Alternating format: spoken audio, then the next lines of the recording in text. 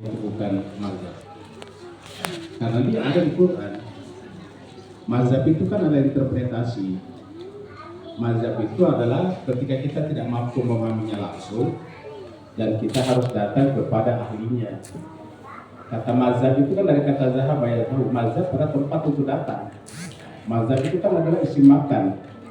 Tempat kita datang bertanya ketika kita tidak tahu hukumnya apa. Nah, sedangkan berarti ini nggak perlu ditanyakan kepada siapapun, cukup baca Al-Quran saja. Ya. Kita bukan berarti membenci atau menolak saudara-saudara kita Ahlus Sunnah, bukan. Tetapi sepanjang kita membaca Al-Quran kan tidak ada kata Ahlus Sunnah wal Jamaah di dalam Al-Quran. Bukan berarti kita tolak, bukan berarti dia salah juga. Kita tidak mengatakan bahwa mereka itu sesat, sama sekali tidak. Kita mengatakan bahwa di dalam Al-Quran itu yang ada adalah Ahlul Bait, dan disebutkan dengan jelas. Allah mengatakan innama yuridullah liyudhiba ankumul rijsa ahlal bait. Jadi disebutkan secara jelas ahlal bait. Wa yutahhirakum tathira. Jadi disebutkan di situ dengan jelas, dengan terang-terangan bahwa Ahlul Bait itu bukan hanya disebutkan secara vulgar, secara terang benderang dalam Al-Quran, tapi juga mensifatkan padanya ketiadaan rijs. Dan yang kedua, ya disucikan dengan sesuci-sucinya. Jadi kemulangan sebetulnya. Ya. Kalau kita misalnya lihat kata rijs dalam Al-Quran, rijs itu dalam Al-Quran adalah rasionalitas, penggunaan akal secara maksimal.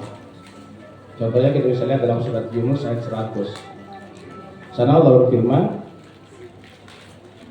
maka nali nafsin antuk mina illa biidznillah wa yaj'alur rijsa 'alal ladzina la ya'qilun. Itu satu ayat surat Yunus ayat 100. Tapi ada dua kalimat di dalamnya. Kalimat pertama adalah negasi, maka nali nafsin antuk mina illa biidznillah. Tidak mungkin seseorang itu beriman kecuali atas izin Allah. Kemudian ayat kedua menjelaskan izin Allah itu melalui apa. Kalimat keduanya mengatakan buaya ja'alul rijsa 'alal ladzina la ya'qilun. Dan Allah menimpakan rijs kepada orang-orang yang tidak menggunakan akalnya. Artinya kalau ada orang yang tidak rasional, berarti kan ada rijs pada dia. Ada orang yang berbicara, berkata, berbuat tidak mantiqi, berarti kan ada rijs dalam dirinya. Kalau bahasa filsafat itu mungkin ada falasi di dalamnya. Nah, satu-satunya entitas yang disebutkan secara jelas dalam Al-Quran yang tidak ada rijsnya adalah Ahlul Bait Nabi. Dengan surat 33 tadi ayat 33. Innama yuridullah liyudhiba ankumur rijs ahlal bait wa yutahhirakum tathira. Nah, dengan demikian ini kan persifatan yang luar biasa. Dengan demikian kesimpulan saya secara pribadi, Ahlul Bait itu bukan mazhab tapi Al-Quran sendiri. Nah, kalau kita sudah pahami bahwa Ahlul Bait itu adalah Al-Quran sendiri, kita sudah bisa pahami ketika Allah berfirman dalam surat Al-Furqan, surat yang ke-25 ayat 30. Di sana Allah mengatakan begini, wa qala rasul ya rabbi inna qaumi ittakhadhu hadzal qur'ana mahjura. Jadi ini adalah satu pernyataan dalam Al-Quran bahwa kan ada masanya Al-Quran itu ditinggalkan. Kalau kita tadi identikan Al-Quran yang baik, Al-Quran ditinggalkan. Ini pernyataan yang sangat jelas, terang benderang dalam Al-Quran. Dan ini adalah kata-kata Allah, kata-kata Nabi di hadapan Allah yang diabadikan dalam kitab suci. Di situ dikatakan wa qala rasul berkata, ya Rabbi, wahai Tuhanku, inna qaumi, sungguhnya kaumku, ittahadu, telah menjadikan hadzal Quran, Al-Quran ini adalah mahjura, dijauhi. Kan jelas sekali dia, Al-Quran dijauhi, mahjura. Kata-kata mahjura itu kan sama dengan asal katanya hijrah. Mahjur berhijrah dari. Kalau hijrah kan pergi ke, kalau mahjur meninggalkan. Jadi orang hijrah dari Al-Quran. Itu sebabnya pembahasan-pembahasan yang banyak di masyarakat kita ya bukan Al-Quran. Karena kalau Al-Quran dibahas terlalu banyak pakem-pakem dalam kultur keagamaan kita yang tertabrak. Oleh sebab itulah dihindari. Nah ini dia balik ke dalam Al-Quran. Artinya kalau misalnya tidak benar pernyataan saya, Al-Quran salah juga. Dan Al-Quran bilang begitu. Al-Quran itu mahjura, ditinggalkan. Kan berarti harus kita sampaikan bahwa Al-Quran ditinggalkan. Karena Al-Quran mengatakan, Ya Rabbi, Nabi mengatakan, Ya Rabbi wa Tuhanku inna qaumi ittahadu hadzal Quran mahjura. Wa Tuhanku, sesungguhnya kaumku itu telah menjadikan Al-Quran, dan Al-Quran di sini jelas sekali. Iya. Inna qaumi ittahadu hadzal Quran, dalam kaidah bahasa Al-Quran sendiri kan sudah punya alif lam ma'rifah, artinya tidak ada Al-Quran lain. Kalau kita sebut Al-Quran, kalau kita cuma sebut Quran mungkin masih banyak karena Quran dia bacaan. Tapi kalau sudah menggunakan alif lam ma'rifah, Al-Quran tidak mungkin ada penafsiran lain. Pasti yang kita maksud adalah kitab sucinya umat Islam. Yang kedua ada kata tunjuk di sana, ada isim isyarat. Hadzal Quran. Ya. Hadza itu juga dalam bahasa Arab disebut juga dengan ma'rifah juga. Di sini dikatakan ya, inna qaumi ittahadu hadzal Quran. Hadza itu kan ini yang dimaksud ya kita baca itu. Jadi artinya Nabi mengatakan ya Allah ya Tuhanku, sungguhnya Al-Quran ini telah ditinggalkan. Itulah sebabnya ketika Muawiyah mengangkat Quran baru tombak, Imam Ali tidak percaya karena tahu ayat ini. Ya. Tahu ayat ini. Nah cuma pada saat itu sudah mulai mereka menciptakan friksi dari Imam Ali. Mereka merasa tiba-tiba lebih pintar daripada yang disebut dalam Al-Quran, liudhiba'ankum rijsa ahlal bait wa yutahhirakum tathira. Kemudian di tempat lain katakan gini, surat Fussilat ayat 26. Surat Fussilat itu surat yang 41 ayat 26. Sana Allah berfirman, wa qala alladziina kafaru, dan orang-orang yang ingkar berkata atau yang tertutup hatinya berkata, la tasma'u li hadzal Qur'an, jangan dengarkan Al-Quran ini. La tasma'u li hadzal Qur'an. Kalau kita dengarkan sekarang ini, larangan paling besar sekarang adalah kepada keluarga Nabi atau mazhab ataukah pengikut keluarga Nabi. Orang tidak apa-apa belajar ke Australia, ke Cina, ke Rusia, ke Amerika apalagi. Tapi kalau ada orang belajar Quran, wah, tanyakan. Ini kan menjadi lucu jadinya kan. Oh nggak apa-apa belajar ke Rusia, ke Cina. Cina kan negaranya komunis, ateis kan. Tapi tidak ada orang belajar di sana. Ya. Luar biasa kan. Orang bisa mengagumi Xi Jinping. Begitu kita mengagumi Ali Khamenei, oh pasti aliran sesat. Ya. Ini kan terjadi kacauan pikir. Makanya dikatakan di situ, ya, wa qala alladziina kafaru, berkata orang-orang tertutup hati itu, la tasma'u, yang mau cek bisa di surat Fussilat surat 1 ayat 26. Jadi katakan la tasma'u li hadzal Qur'an, jangan dengarkan Al-Qur'an ini, coba. Ini jelas jawabannya ke dalam Al-Qur'an. La tasma'u li hadzal Qur'an. Baru katakan wal ghaufi, kalau itu dibacakan buat kegaduhan. Coba. Apa artinya kegaduhan? Dibuat sedemikian rupa sehingga ketika ayat-ayat itu dibaca atau disampaikan menjadi kabur, karena dikaburkan oleh persepsi-persepsi riwayat-riwayat yang ada di luar sana, sehingga Al-Quran menjadi kabur. Ya. Tadi situ dikatakan wal ghaufihi la'allakum taghlibun, supaya kalian bisa mengalahkan, kan gitu. Jadi Al-Quran mengatakan bahwa untuk dikalahkan harus menjauh daripada Al-Quran. Kemudian timbul pertanyaan, tapi yang disebut Ahlul Bait dalam surat 3333 kan bukan hanya Ali, Fatimah, Hasan dan Husain. Kata mereka kan banyak tuh, keluarga Ja'far, keluarga Aqil, istri-istri Nabi. Kita katakan daripada timbul perdebatan panjang lebar, silakan memasukkan siapa saja ke dalam makna Ahlul Bait. Tetapi sebanyak apapun dimasukkan, tidak akan mungkin keluar yang 4 ini. Tidak mungkin keluar yang 4 ini. Artinya kalau kita keluarkan keluarga lain, tidak mungkin keluar Imam Ali. Kalau kita masukkan yang lain, tidak mungkin keluar Fatimatul Zahra. Kalau kita keluarkan yang lain, tidak mungkin keluar Imam Hasan dan Husain.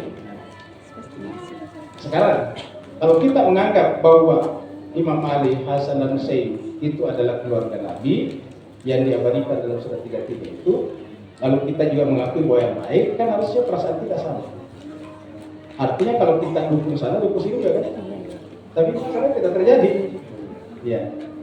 Mereka marah kalau dikritik di sana, tapi tidak pernah marah ketika cucu Nabi dibantai di Karbala.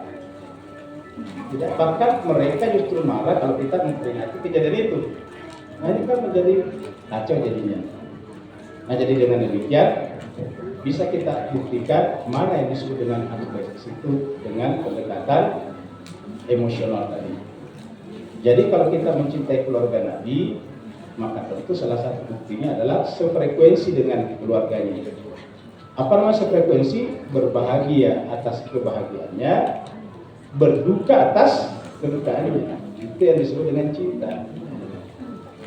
Itu sedang cinta. Nah kemudian di Maskesar bahagia kita pindah lagi kepada Nabi Muhammad kita ini. Tadi di atas ada ayat di atas saja. Surat Anbiya 107. Wa ma arsalnaka illa rahmatan lil alamin. Kalau dalam filsafat mula saja, kata yang paling sentral adalah kata ada, wujud. Kalau dalam Al-Quran, kata yang paling sentral adalah rahmat. Jadi yang mencakup segala sesuatu itu adalah rahmat Tuhan. Dalam Al-Quran dikatakan, rahmati wasi'at kulla syai'. Rahmatku itu adalah wasi'at. Wasi'at itu dari kata wasi' luas, artinya menjangkau segala sesuatu. Artinya tidak ada satupun eksistensi, tidak ada satupun wujud, tidak ada satupun entitas kecuali bahwa itu adalah rahmat Allah. Jadi rahmat Allah yang menyebabkan entitas itu mengada. Rahmat Allah yang menyebabkan entitas itu eksis. Kalau bukan karena Allah, kita tidak ada. Karena kata-kata rahmati wasi'at kulla syai'. Rahmatku itu adalah meliputi segala sesuatu. Ini adalah kalimat pertama. Yang kedua, ini ayat di atas surat Anbiya ayat 107. Mengatakan wa ma arsalnaka illa rahmatan lil alamin. Sebelum kita lanjut, kita hanya sampaikan bahwa sayangnya ayat ini terkadang hanya dikeluarkan ayat itu saja, surat Anbiya ayat 107 saja. Padahal ini sebetulnya kelanjutan dari ayat sebelumnya, panjang ini sebelumnya sampai ayat 70-an. Tapi kita mundur aja 2 ayat. Coba kita mundur ke ayat 105.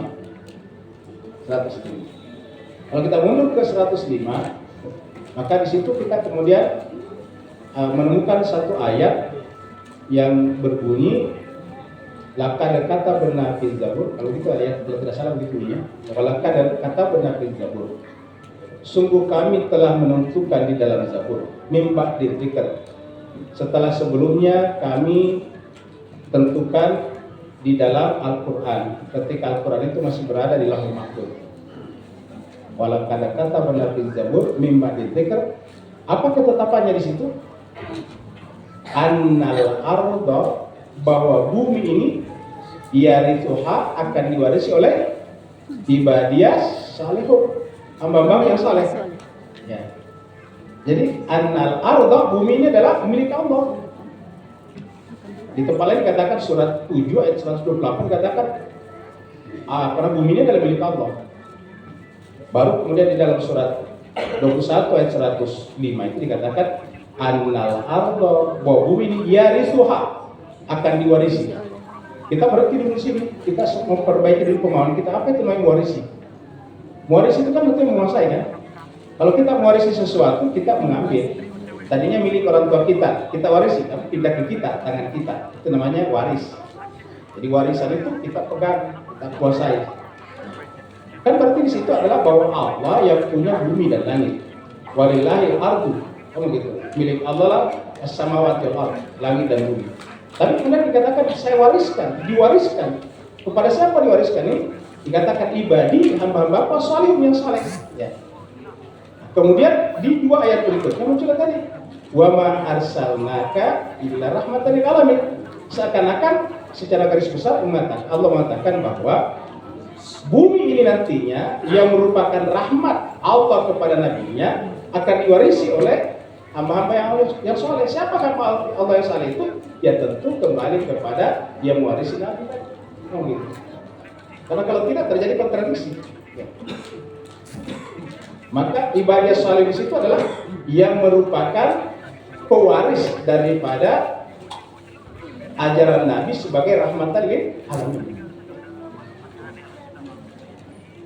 Dan pewarisan itu kan harus jelas. Yang namanya waris atau waris kan turun. Ini Nabi turun kan begitu harusnya. Kalau tidak begitu kan waris namanya. Jadi artinya bahwa kalau kita tarik ke bawah ini dari atas Nabi harusnya kan masih berkelanjutan.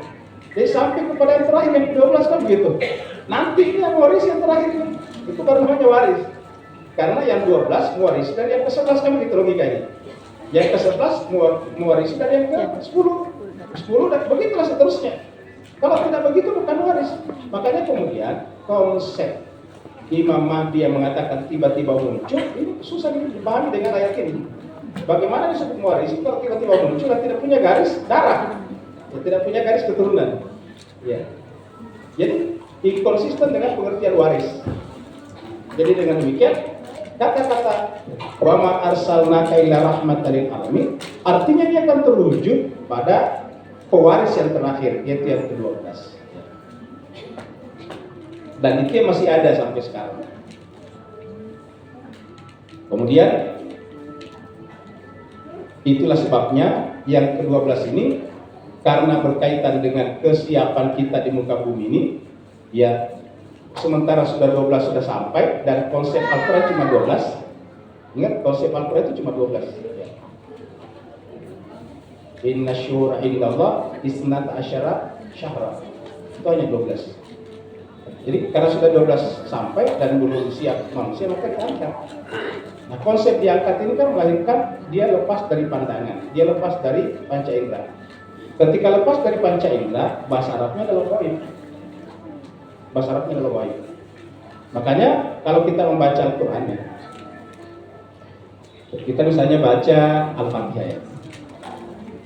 Al-Fatihah itu adalah tiangnya agama. Itu kan dikatakan tiangnya agama kan sholat. As-sholatu imaduddin. Tetapi tidak sah sholat kalau tidak baca Fatihah kan gitu. Kan berarti Fatihah adalah tiangnya kan gitu. Jadi apa namanya betonnya besi beton kira-kira gitu. Itu adalah Fatihah. Karena la sholata liman la yakra bi Fatihah. Tidak ada salat bagi orang yang tidak baca Fatihah. Nah, di dalam Fatihah itu kan ujungnya cuma satu doa. Kita memuji-muji Allah dari awal tapi ujungnya terakhir. Ujungnya itu adalah doa, ihdinas siratal mustaqim.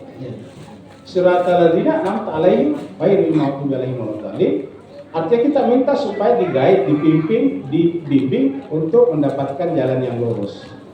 Dan jalan lurus itu dijelaskan siratal ladzina, jalannya orang-orang an'amta 'alaihim yang telah Tuhan beri nikmat kepada mereka. Bukan yang lain. Jadi di situ di akhir surat Al-Fatihah ada dua di sana. Ada wala dan ada bara. Ada berwilayah dan ada berbara'ah. Berwilayah kepada siapa? Alladzina an'amta 'alaihim. Berbara'ah dari siapa? Berlepas dari siapa? Yaitu maghdub dan dhalim. Di sana ada wilayah dan ada bara'ah di akhirnya. Nah pertanyaan kenapa kita selalu disuruh membaca itu kan setiap baca Fatihah, setiap salat baca Fatihah. Kan berarti selalu membaca ihdinas siratal mustaqim. Karena yang terakhir ini adalah dia gaib.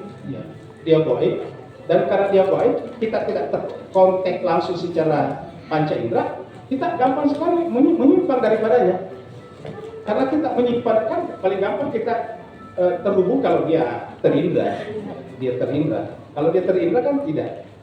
Ya, dengan demikian, karena dia tidak terindra namanya gaib. Ya.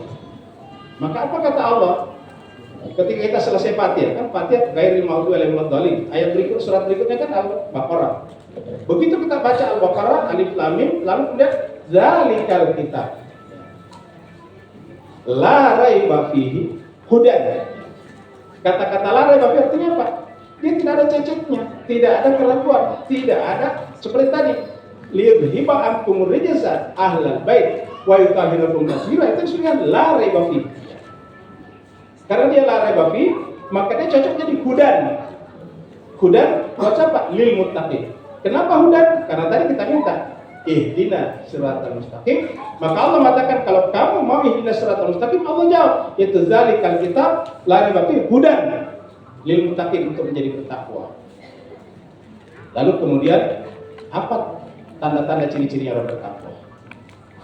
Di dalam surat Al-Furqan lagi dikatakan tanda-tanda orang bertakwa itu berimam. Ini doanya pasti kita hafal semuanya. Rabbana hablana min azwajina wa dzurriyyatina qurrata a'yun waj'alna lil muttaqina imama. Kalau kita artikan, karena imam itu cuma satu, kita jadikanlah kami bagian daripada imamnya orang bertakwa. Sama tadi di siratal mustaqim. Ya.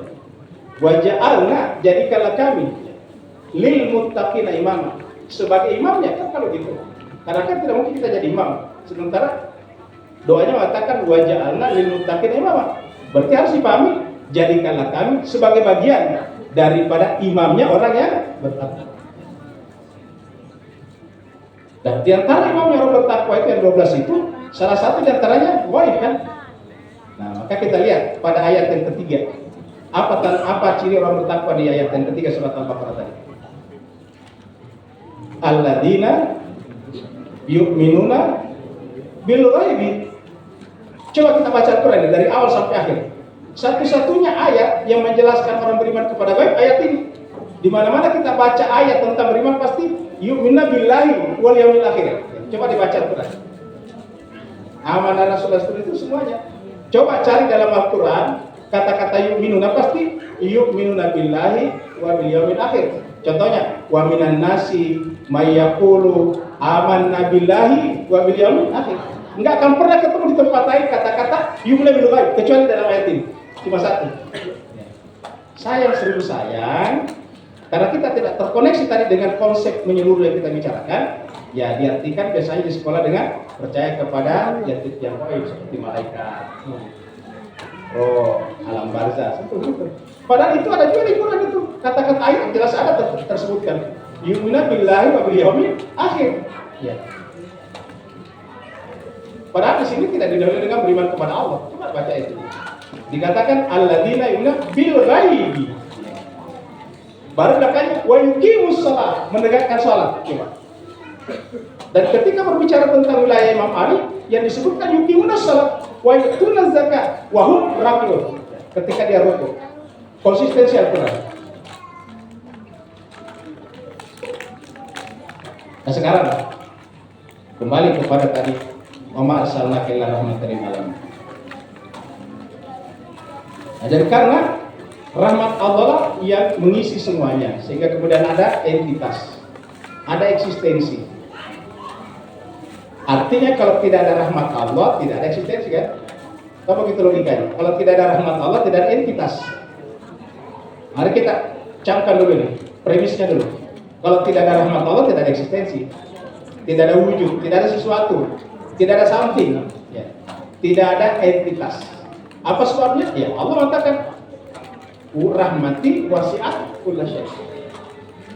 Rahmati wasi'at kulla syai'. Nah, karena mengatakan rahmati wasi'at kulla syai', berarti segala sesuatu karena rahmatnya. Lalu coba kita baca ayat ini di atas. Wa ma arsalnaka illa rahmatan lil alamin. Artinya apa? Saya tidak akan mengeksiskan, saya tidak akan mengadakan eksistensi, wujud, entitas, entiti apapun kalau bukan karena Muhammad. Nah, kira-kira jelaskan. Saya tidak akan mengadakan semuanya kalau bukan karena Muhammad. Dan ini dipertegas dengan sebuah hadis yang mengatakan laulaka ma khalaqtu akhlaq. Kalau bukan karena di Muhammad, saya tidak ciptakan akhlak, saya tidak ciptakan alam semesta. Saya tidak akan ciptakan alam semesta kalau bukan karena kamu. Jadi dengan demikian, tahap pertama kita adalah berterima kasih kepada Allah dan Muhammad. Karena Allah menciptakan semuanya karena Muhammad. Kita pun ada di sini, alam semesta ada di sini, kosmos ini ada karena Muhammad. Kalau bukan karena Muhammad, tidak ada semuanya. Karena kata-kata di wa ma arsalnaka illa rahmatan lil alamin, tidak akan ada.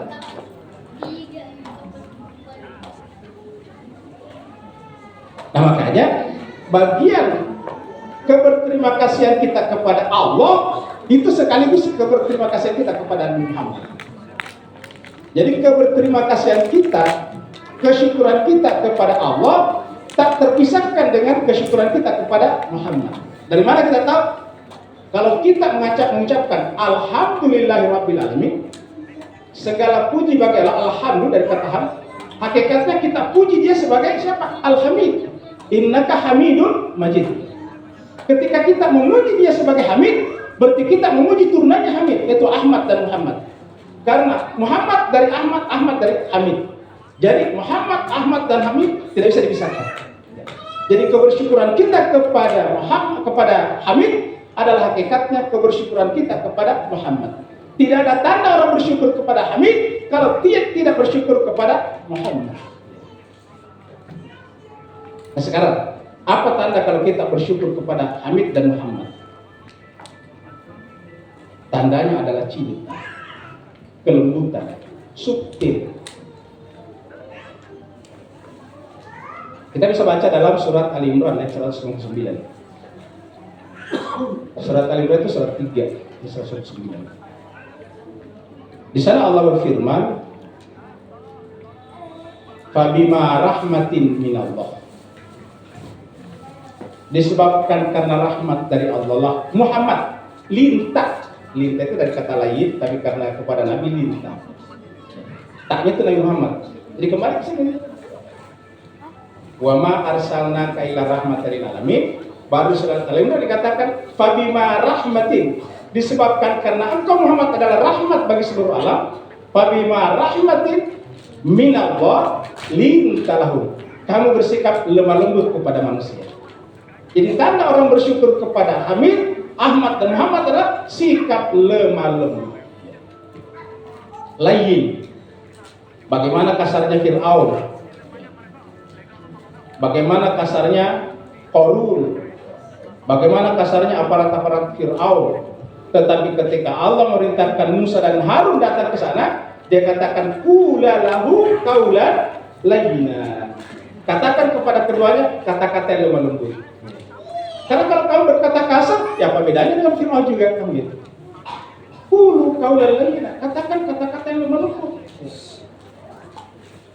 Dan di situ dikatakan fabima rahmatin minallah lintalahu. Disebabkan karena rahmat dari Allah, kamu bersikap lemah lembut. Walau kunta fadzan ghalidal qalb lan fadu min haulik.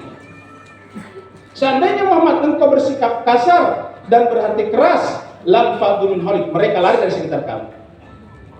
Jadi harusnya Mas Kaiser bahagia, satu-satunya membuat orang lari daripada Ahlul Bait atau pengikut Ahlul Bait hanya karena mereka benci pada kebenaran, bukan karena akhlak. Karena kalau anak berarti kita yang salah. Karena berdasarkan ayat ini, yang menyebabkan orang lari itu kalau tidak lembut adalah hati kasar, kan begitu. Ya. Bersikap keras. Jadi dia bandingkan dalam Al-Quran. Fabima rahmatin minallah lintalahum, disebabkan karena rahmat dari Allah Muhammad, lintalahum, kau bersikap lemah lembut. Walau seandainya penggunaan kata walau kau menunjukkan Nabi tidak begitu. Seandainya engkau Muhammad, walau kunta fazzan ghalidal qalb, seandainya kau bersikap keras dan berhati kasar, lan fadu min haulik, mereka lari dari sekitar kamu. Jadi pada zaman Nabi, yang lari dari sekitar Nabi hanya benar-benar yang benci kepada kebenaran, bukan yang benci kepada personalitas Nabi Muhammad. Itulah sebabnya Abu Jahal, Abu Lahab dan sebagainya kalau berkumpul mereka berkata, itu Muhammad hanya baik yang gitu. Tidak bisa kita semua baik.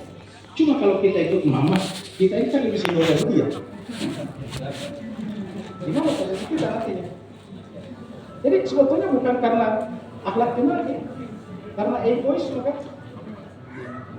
Jadi artinya tidak ada orang lari dari sekitar Nabi gara-gara akhlak. Ya. nggak ada sikap keras, kepala batu nggak ada. Karena sudah jelas, walau kunta fadzan ghalidal qalb lan faddu min hawlik. Maka bagaimana dengan mereka menyerang kamu, mengusir kamu, membubarkan asyura kamu? Fa'fu anhum, maafkan mereka. Mereka juga bagian dari sebuah perjalanan mencari kebenaran. Banyak di antara kita yang mungkin tadinya juga tidak senang kepada si A, anti juga tadi. Tapi karena kita diberi kesempatan untuk berproses, ya, menempuh jalan kita masing-masing, ternyata akhirnya kita ketemu di majelis ini. Tahun 80 itu yang namanya Rubaid itu sedikit sekali, cuma satu beberapa orang saja, karena banyak. Jadi oleh sebab itulah mari kita memberikan kesempatan kepada siapapun juga. Karena Quran mengatakan, fa'fu anhum, ini perintah Quran. Bapak Ibu sekalian, terutama yang tahu bahasa Arab, fa'fu itu fil amr itu maafkan mereka, coba. Fa'fu anhum. Ya. Bahkan yang lebih hebat lagi, wastaghfir lahum, istighfarkan mereka. Bayangkan nih Mas sekalian. Istighfarkan mereka. Ya. Luar biasa kan? Iya. Jadi istighfar kan mulia itu, sebut namanya. Allahumma ghafirli, Ustaz, kan begitu. Yang sama.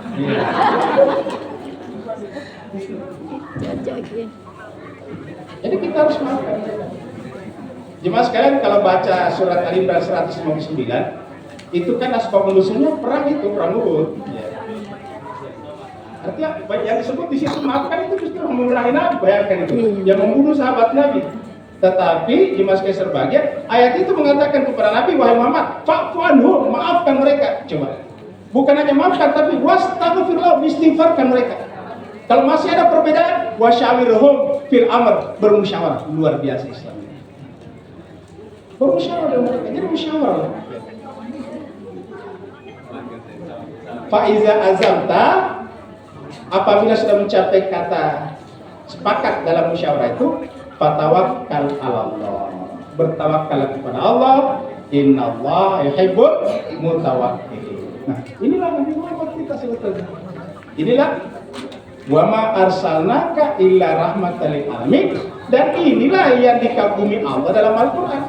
Ingat, Allah tidak mengagumi Nabi Muhammad karena salatnya. Allah tidak mengagumi Nabi Muhammad karena puasa Senin Kemisnya. Allah tidak mengagumi Muhammad, mohon maaf, karena jenggotnya yang panjang. Allah tidak mengagumi Muhammad karena hitam jidatnya di sini. Bukan salah itu semuanya, saya tidak mengatakan salah. Tapi maksud saya, Allah mengagumi Nabi Muhammad bukan karena amalan-amalan itu, tetapi karena apa?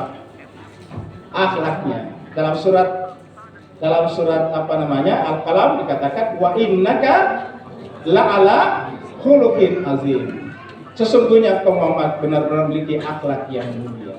Saya kira jemaah sekalian berbahagia, dalam konteks inilah kita berkumpul di tempat ini, bukan hanya melakukan maulid secara formalitas, tetapi kita ingin menyerap Muhammad ke dalam diri kita.